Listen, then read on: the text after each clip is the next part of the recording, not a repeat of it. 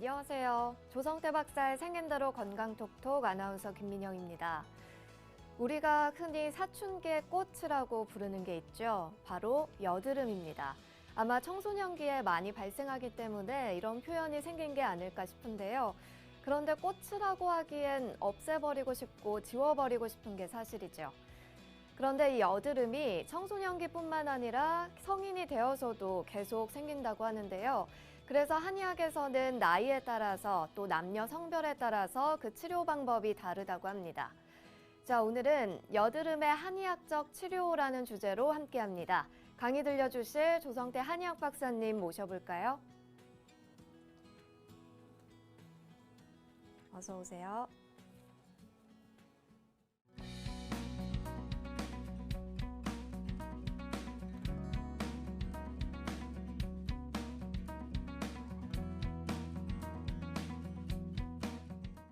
네, 오늘의 주제는 여드름의 한의학적 치료입니다. 여드름 짜내면 되지 뭐 한의학적으로 치료할 게 뭐가 있어? 이렇게 생각하는 사람들이 있을 수 있죠. 그러나 여드름은 반드시 생기는 원인이 있기 때문에 원인 치료를 하지 않으면 짜내봤자 또 나오고 반복되는 게 특징입니다. 그래서 한의학에서는 그 여드름이 왜 생기느냐에 따라서 치료법이 다르고 치료 처방이 다르고 때에 따라서는 침을 놔서 치료를 하는데 다 다릅니다. 예를 들어서 여드름이 이마만 나는 경우, 볼따귀에만 나는 경우, 입 주변에 나는 경우, 턱 밑으로 나는 경우 다 다릅니다. 또 사람의 생긴 모습에 따라서 여드름의 원인, 치료법이 또 다 다릅니다. 또 얼굴에 개기름이 끼면서 여드름이 나느냐에 따라서 또 다릅니다. 개기름이 끼는 사람, 지성인 사람, 그렇지 않은 사람하고는 또 달라. 그 다음에 여드름도 끝이 노랗게 곱는 경우가 있고 그렇지 않은 경우가 있습니다. 여드름이 다른 데는 안 나는데 가슴과 또는 등에만 나는 경우가 있습니다. 다 괜찮은데 등에만 여드름처럼 나는 경우는 또 다릅니다. 그래서 한의학에서는 여드름이 어느 곳에 나느냐, 어떻게 생긴 사람이 나느냐, 몸이 더운 사람이냐 찬 사람이냐, 여드름의 양상, 큰 여드름이냐 작은 여드름이냐, 끝이 곱느냐 아니냐, 이런 걸 다 봐서 그에 맞는 치료를 해야 여드름이 근본 원인적인 치료가 됩니다. 물론 너무 심하고 급하고 이럴 경우에는 짜낼 수도 있고 다른 치료법도 있죠. 한의학적인 치료법 말고 다른 치료법도 있죠. 그것도 필요해요. 그러나 오늘 말씀드리는 것은 원인적인 치료를 재발 안에게 어떻게 할 수 있느냐를 얘기하고 있는 것입니다. 여드름의 치료 시에, 한의학적인 치료 시에 가장 중요한 것은 몸이 찬 사람이냐 몸이 더운 사람이냐에 따라서 또 다르게 해석을 합니다.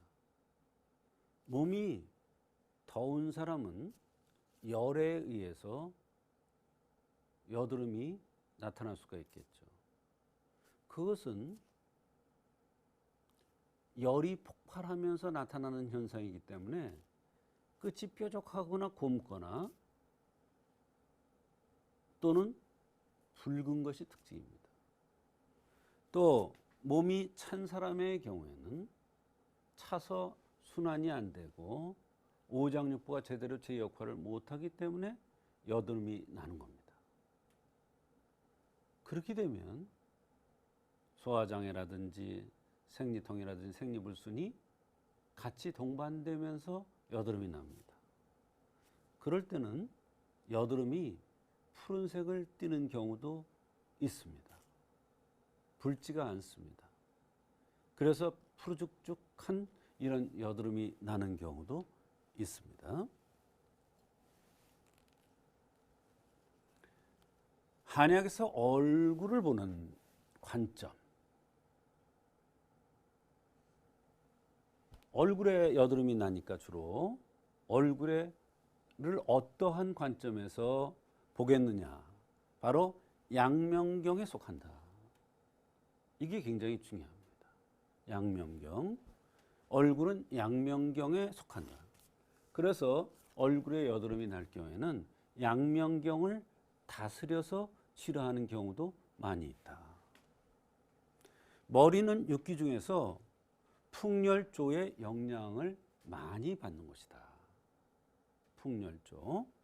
그래서 풍이라든지 열이라든지 조에 의해서 또는 풍열에 의해서 또는 풍열조에 의해서 영향을 많이 받기 때문에 그 풍열조를 치료해주는 그러한 치료를 하면 여드름이 또 치료될 수가 있는 것입니다. 몸이 열한 여성, 체격이 작거나 머리는 작은데 몸이 크거나 돌출형이거나 얼굴이 이렇게 돌출됐단 말이에요. 몸통이 팔다리보다 큰 사람은 바로 열한 그런 여성이에요. 여성 중에서 이렇게 생긴 사람들은 몸이 열이 많은 여성인데 이런 사람들은 이진탕 조잡방이라든지 사물탕에 황련해독탕을 합방해서 쓰는 이러한 치료를 해줘야 여드름이 치료됩니다. 사실은 이런 약들은 여드름 치료약은 아닌데 근본적으로 이런 이진탕 조잡방 요거는 대개 내상 신경성 소화불량에 의해서 열한 여성이 대개 신경성 소화불량이 많이 나타나요. 그래서 신경성 소화불량을 치료하는 건데 위는 양명 위에 속하니까 바로 신경성 소화불량인 조잡증을 이진탕 조잡방을 쓰면 치료되는 거예요. 그렇지 않으면 사물탕에 황련해독탕을 쓰는데 이 사물탕은 진액을 쳐주는 거죠. 혈을 보강하는 거죠. 그러면서 화를 꺼주는 거예요. 그래서 대개 혈어유화형이라고 그래가지고 등치가 작고 얼굴이 돌출되고 이러한 여성들이 몸이 더워서 힘들고 이러면서 여드름이 날 경우에는 이 처방을 쓰는 경우가 있습니다. 이건 하나의 예를 드는 거예요.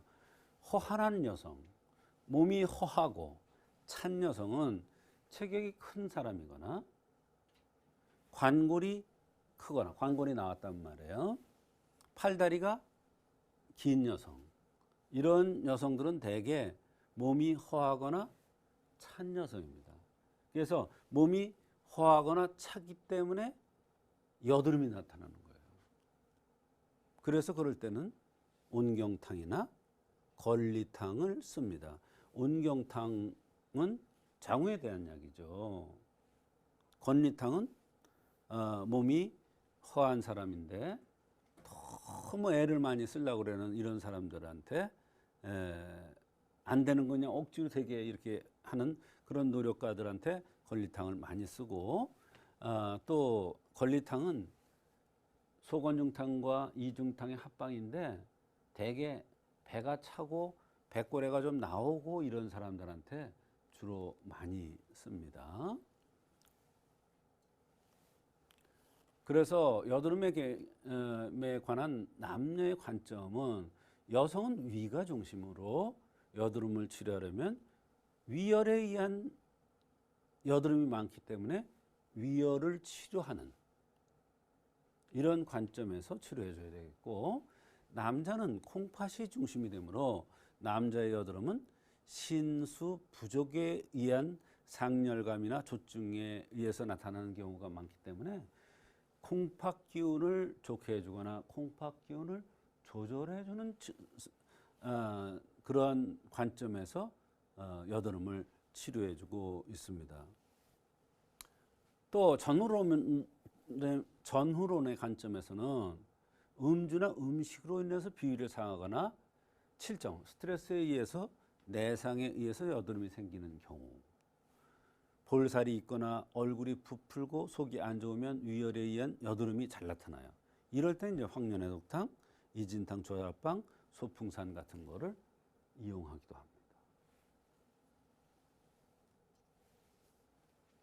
얼굴이 부풀고 와잠이 부풀면 심담 쪽의 문제로 여드름이 생기는 것인데 이럴 때는 청심온담탕, 온담탕에 죽엽을 가해서 쓰기도 합니다. 기과, 얼굴이 각이 진 여성의 볼의 여드름은 울체나 위열에 겸한 것이기 때문에 행기양수산 또는 내상 조잔문에 있는 처방을 응용하기도 합니다. 이렇게 복잡해요, 여드름이. 한의학적으로 치료할 때. 또 표리론의 관점이라는 게 있어요.